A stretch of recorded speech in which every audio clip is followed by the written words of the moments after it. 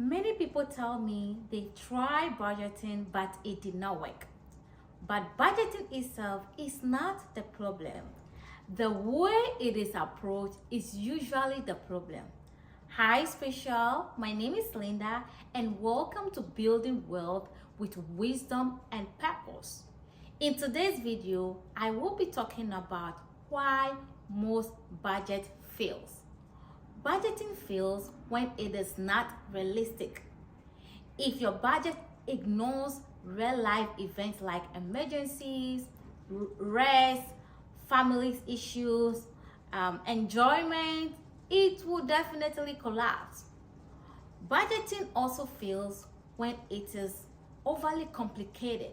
Too many things, I want to be too strict, it is gonna fail. Too many categories also create a burnout. And a budget fails when it feels like it is a punishment. A budget is not meant to restrict you, it is meant to guide you.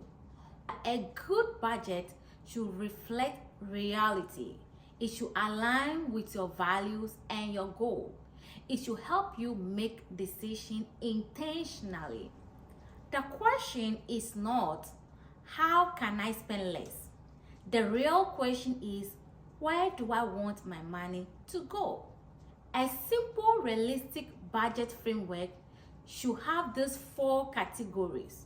1. Income, how much you make a month. 2. Needs, like your rent, your mortgage, food, utilities, gas or transportation, your insurances, they are your needs. 3. Savings, savings like for your retirement, college fund for your kids or yourself, or emergency fund. And the 4th category is your want, like vacation or buying your dream car. Saving should be intentional, not accidental. Flexibility matters, but consistency matters more. A budget that works is the one that lives with you. Why people give up? People quit budgeting because they expect perfection.